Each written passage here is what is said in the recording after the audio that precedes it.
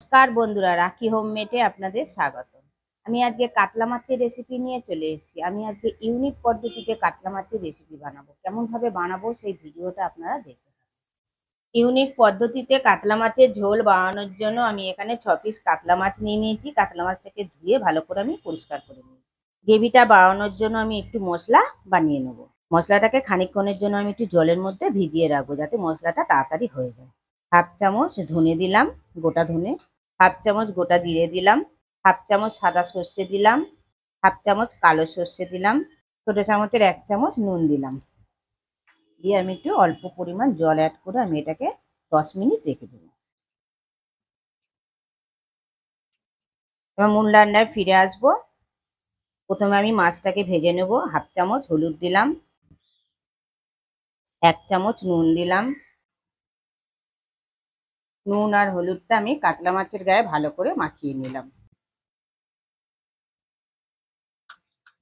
গ্যাসটা জ্বালিয়ে দিয়েছি, কড়াটা বসিয়ে দিয়েছি। কড়াইতে পরিমাণ মতন আমি সর্ষের তেল দিলাম।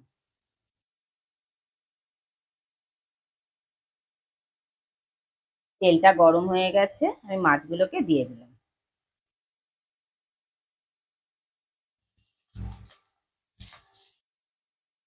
মাছটার 1 পিঠ হয়ে গেছে, আমি আরেক পিঠ উল্টে দিলাম।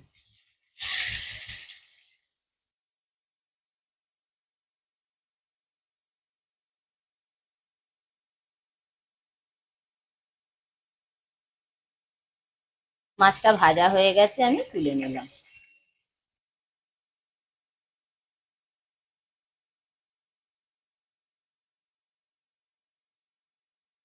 একইভাবে সবকটা মাছ আমি একটু লাল করে ভেজে নিলাম। এবার ওই একই তেলের মধ্যে আলুগুলো দিয়ে দিলাম। আমি একটা বড় সাইজের আলু কেটে রেখে দিয়েছি, সেই আলুটা দিয়ে দিলাম। আমি আলু দিয়ে বানাবো। এবার আপনারা যারা আলু না পছন্দ করেন তারা আলুটাকে অ্যাভয়েড করতে পারেন। এবার গ্রেভিটা বানানোর জন্য আমি একটু মশলা বানিয়ে নেবো। একটা বড় সাইজের টমেটো কেটে রেখে দিয়েছিলাম, সেই টমেটোটা দিয়ে দিলাম। ঝালের জন্য একটা কাঁচা লঙ্কা আর 2টো শুকনো লঙ্কা দিলাম। ঝালটা আপনারা নিজেদের পছন্দ মতন দেবেন। এবার যেই ধনে, জিরে, সর্ষে, কালো একটা বড় সাইজের টমেটো, 2টো শুকনো লঙ্কা আর একটা কাঁচা লঙ্কা দিলাম। ঝালটা নিজেদের মতন দেবেন, যে যেরকম ঝাল খাবেন সে অনুযায়ী দেবেন। আর আমি সাদা সর্ষে, কালো সর্ষে, গোটা জিরে আর গোটা ধনে একসঙ্গে যে ভিজিয়ে রেখে দিয়েছিলাম 10 মিনিট, সেটা দিয়ে দিলাম। 1 চামচ মৌরি দিলাম।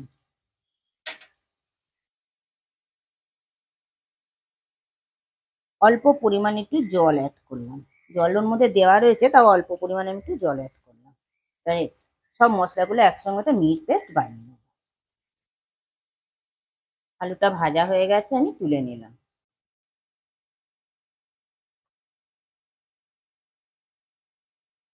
আর ওই একই তেলের মধ্যে আমি আদা রসুন পেস্ট করে রেখে দিয়েছিলাম, সেটা দিয়ে দিলাম। এবার আদা রসুনটা ভালো করে একটু কষে নেব। আদা রসুনটা ভালো করে কষে নিলাম 1 থেকে 2 মিনিট। আদা রসুনের কাঁচা গন্ধটা চলে গেছে। এবার যে আমি মশলাটা পেস্ট করে রেখে দিয়েছিলাম, সেই মশলাটা দিয়ে দিলাম। 1 চামচ নুন দিলাম।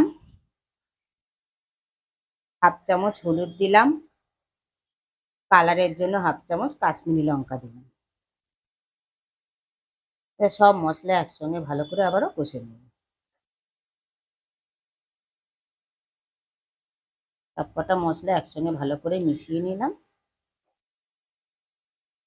মিশিয়ে নিয়ে আমি 2 মিনিটের জন্য ঢেকে দিলাম। 2 মিনিট পর ঢাকাটা খুলে দিলাম। আর একটু নাড়াচাড়া করে নিলাম। মশলা থেকে তেল ছেড়ে দিয়েছে, মশলাটা ভালোভাবে কষা হয়ে গেছে। এবার আমি যে আলুটা ভেজে রেখে দিয়েছিলাম, সেই আলুটা দিয়ে দিলাম।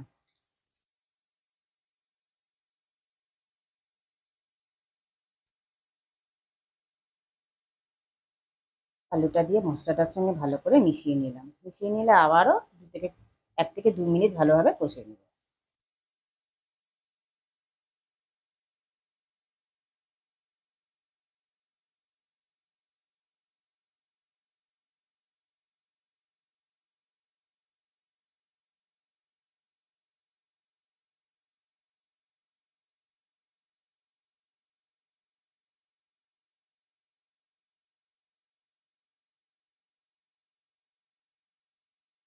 কাতলা মাছের ঝোল তো বিভিন্ন রকম ভাবে রান্না করা যায়। পেঁয়াজ দিয়ে আমরা সবসময় কাতলা মাছের ঝোল রান্না করে থাকি।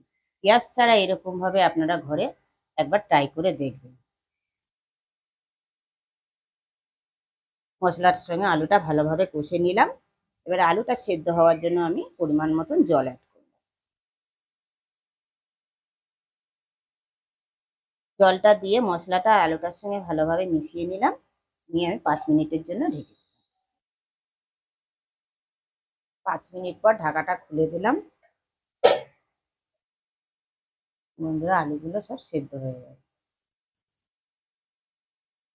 এই যে মাছটা আমি ভেজে রেখে দিয়েছিলাম, মাছটা দিয়ে দিলাম। মাছটা দিয়ে গ্রেভিটার সঙ্গে ভালো করে মিশিয়ে নিলাম।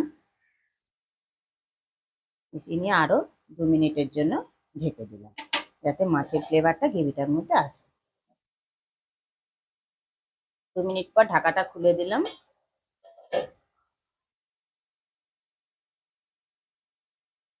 নুন টুন সব ঠিকই আছে।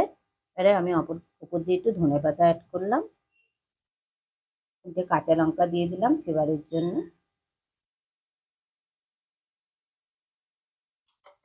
ধনেপাতা কাঁচা লঙ্কাটা মিশিয়ে নিয়ে আমি গ্যাসটা বন্ধ করে দিলাম। দিয়ে আরো 2 থেকে 3 মিনিট আমি স্ট্যান্ডিং টাইমে 2 থেকে 3 মিনিট স্ট্যান্ডিং টাইমে রাখার পর ফিরে এলাম। ইউনিক পদ্ধতিতে আমার কাতলা মাছের ঝোলটা পরিবেশনের জন্য কমপ্লিট। দেখুন বন্ধুরা, দেখতে কতটা লোভনীয় হয়েছে। তাহলে খেতে কতটা সুস্বাদু, গরম ভাতের সঙ্গে খেতে অসাধারণ লাগবে। আপনারা ঘরে অবশ্যই পেঁয়াজ ছাড়া এই কাতলা মাছের রেসিপিটা আপনারা ঘরে ট্রাই করবেন, করে আমাকে কমেন্টে অবশ্যই জানাবেন কেমন খেলেন। ভিডিওটা ভালো লেগে থাকলে কমেন্টে অবশ্যই জানাবেন, লাইক আর শেয়ার করে দেবেন। আর আমার চ্যানেলের কেউ যদি নতুন বন্ধু হয়ে থাকেন, চ্যানেলটিকে সাবস্ক্রাইব করে দেওয়ার অনুরোধ রইল। পাশে বেল আইকনটা প্রেস করে দেবেন নতুন নতুন ভিডিও দেখা।